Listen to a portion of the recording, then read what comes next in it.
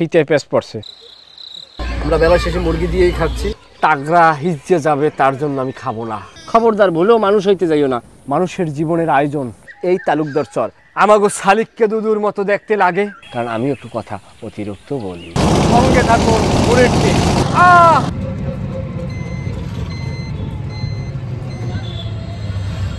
মানুষের জীবনের নিরাপত্তার জন্য খাদ্যচক্রকে নিরাপদ রাখতে হবে, আর এজন্য মাটি, পানি এবং বাতাসের দূষণ বন্ধ করতে হবে। সুস্বাস্থ্যের জন্য প্রত্যেক মানুষের প্রয়োজন বিশুদ্ধ ও পুষ্টিকর খাদ্য। ভেজালের ভিড়ে আজ মানুষ অসহায়। বিশুদ্ধ খাবার কি তবে দুষ্প্রাপ্য হতেই থাকবে? উত্তর খুঁজতে শিরুখা যাচ্ছেন তালুকদার চরে। আমি যাচ্ছি পৃথিবীর একটি দুর্গমতম স্থানে, যা শহরের কোলাহল মুক্ত। রাস্তা দেখেই বোঝা যাচ্ছে পৃথিবীর দুর্গমতম জায়গায়। সেখানে আপনি কেন যাচ্ছেন? বিষমুক্ত খাবার সন্ধানে যাচ্ছি আমি। হ্যাঁ, এই খাদ্যের জন্যই পৃথিবীতে অনেক বিশৃঙ্খলা সৃষ্টি হয়। পূর্বকালীন সময়ে হয়েছে, আর এখন হচ্ছে, ভবিষ্যতেও হবে। তবে সেই খাদ্যটাকে যদি আমরা নিরাপদ খাদ্য না করতে পারি, তবে সেটা মানব জাতির জন্যই একটি ধ্বংসের কারণ হবে। দর্শক দেখুন, এটা হচ্ছে একটি পাট ক্ষেত, আর এই পাট ক্ষেত কিন্তু আমাদের দৈনন্দিন জীবনে একটি বড় ভূমিকা পালন করে। যেরকম এটি অর্থবহল এবং এটা কিন্তু অনেক উল্লেখযোগ্য দুর্ঘটনারও কারণ হয়ে থাকে। অনেক সময় আমরা পাট খাতে অনাকাঙ্ক্ষিত কিছু ঘটনার সম্মুখীন হই। আমাদের চ্যালেঞ্জ নিতে হবে এবং কি এই দ্বীপে আমি ঘুরে বেড়াবো, দেখাবো কিভাবে নিরাপদ বিষমুক্ত খাদ্য খাওয়া যায়। আসলে কি আমি খাদ্য কি নিরাপদ পাবো, নাকি এই দ্বীপে বসে না খাইয়া পাত্তা পাত্তা হয়ে যাব? চলুন আমার সাথে। এতক্ষণ আমি অফ ক্যামেরায় যে কাজটি করেছি সেটা হচ্ছে আমি একটি বেস ক্যাম্প তৈরি করেছি, কারণ রাত্রে আমি এখানে থাকব। আমার সাথে রয়েছে আমার একটি অপেশাদার বাহিনী। আমি কোনো ঝুঁকিপূর্ণ কাজ করার আগে এই অপেশাদারদের পরামর্শ নিয়ে থাকি। আমি কোনো বিপদ এবং সংকটকালীন মুহূর্তে এরা আমাকে ফাঁদে ফেলে রেখে পালিয়ে যায়, যেটা আজকের আমার মূল লক্ষ্য। এই নিরাপদ খাদ্যের সন্ধানে আমার বের হতে হবে, আর এর জন্য লাগবে একজন বয়োজ্যেষ্ঠ মুরব্বী লোক, যিনি আমাকে সহায়তা করবেন। কারণ মুরব্বী লোক অতিরিক্ত কথা বলে, আর অতিরিক্ত কথা বলা আমি পছন্দ করি, কারণ আমি একটু কথা অতিরিক্ত বলি। এখন আমার পেটে প্রচণ্ড রকমের ক্ষুধা লেগেছে।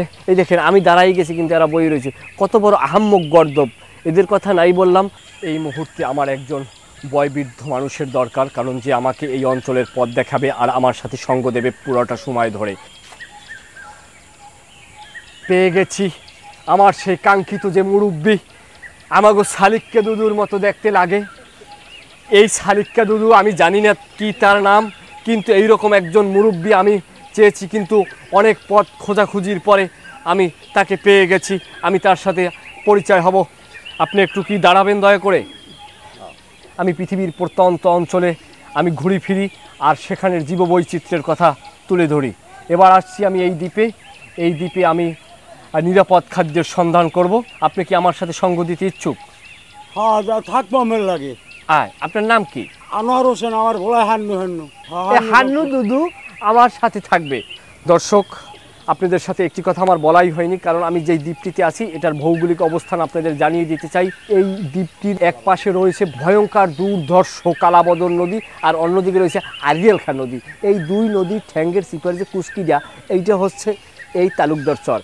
যেই খাবারটাই আমি খাবো সেটা আমি বিষমুক্ত খাবার খাবো, সারমুক্ত খাবার খাবো, কীটনাশক মুক্ত খাবার খাবো। এবং বিষমুক্ত যে খাবারটা সেটা কিভাবে মানুষ খাবে না, বিয়ান দেয় না, এই বৈশাখে যদি দেয়।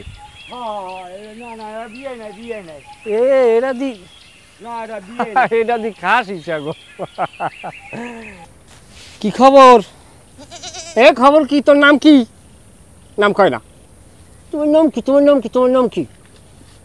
শোনো, ভালোভাবে চলবা। এই মার কথা শুনবা, বাবার কথা শুনবা। বাপের নাম তো কইতে পারবা না মনে হয়। যা যাই হোক, এই মার কথা শুনবা, মা বাবার কথা শুনবা। মা বাবার কথা শুনলে তুমি ভালো ছাগল হইতে পারবা। খবরদার ভুলেও মানুষ হইতে যাইও না। মুরব্বী শোনেন, খালি সন্তান জন্ম দিয়েছেন সেটা আপনার বড় একটা দায়িত্ব না। এদেরকে ভালো ছাগল তৈরি করবেন, যাতে বড় হইয়া ওরা আপনাদের মুখে হাসি ফুটায়। এই যাও, মার কথা শুনলো, যাও মা বাবার কথা শুনবা, ভালো ছাগল হবা। এছাড়া তার উপায় নাই। চারদিকটা কতটা সৌন্দর্য, একটি অন্যরকম ভালো লাগা তৈরি হয় মনের মধ্যে। এরকম একটি পরিবেশে প্রাণের সন্ধান করা এরকম একটি পরিবেশে মানুষ বেঁচে থাকা, এরকম একটি পরিবেশে নিজেকে খাপ খাইয়ে নেওয়া, এটা যে কতটা আরামদায়ক, এটা যে কতটা ভালো লাগার, এটা আসলে ভাষায় প্রকাশ করে বোঝানো যাবে না। আসুন আসুন,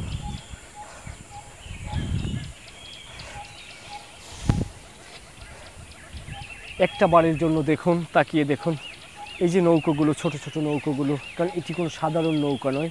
এই ছোট ছোট নৌকার মাঝেই গড়ে উঠেছে এক একটি পরিবার। এই প্রত্যেকটি নৌকা এক একটা পরিবার, এক একটি সংসার, এক একটি বাড়ি, এক একটি ঘর, যা বলেন আপনি, যা বুঝেন সেটাই এই নৌকাটাকে ঘিরে। আমি যেই কথাটি বোঝাতে চাচ্ছি সেই কথাটি সত্যি যে কারো হৃদয় ভারাক্রান্ত করবে, কারণ এই নৌকোগুলো শুধু একটি নৌকা নয়, এই নৌকোর মধ্যে কিছু মানুষের বসবাস।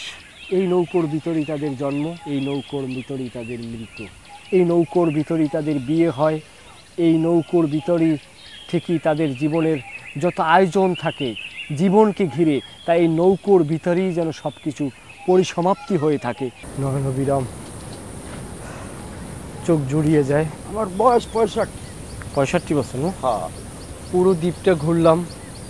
আসলে আমি বলেছি যে এখানে যা পাবো সারমুক্ত, কীটনাশক মুক্ত যে খাবারটা হয় সেই খাবারটাই আমি খাবার প্রতিশ্রুতি দিয়েছিলাম, কিন্তু তেমন কিছু পাওয়া যায়নি এখানে। এখন এখানে ফসল উৎপাদনের সিজন না, যে কারণে ওরকম করে কিছু জোগাড় করতে পারিনি। তবে এখানে আমি একটি মোরগ পেয়েছি, খাসি মোরগ। এই মোরগটা কোনো ফিট খাবার খাইনি। এখানের যে শস্য দানা আছে, এই শস্য দানা খেয়ে এই মোরগটি ধীরে ধীরে বড় হয়েছে। সেই মোরগটাকে আমি মোটামুটি আমার খাবার লক্ষ্যবস্তু করেছি।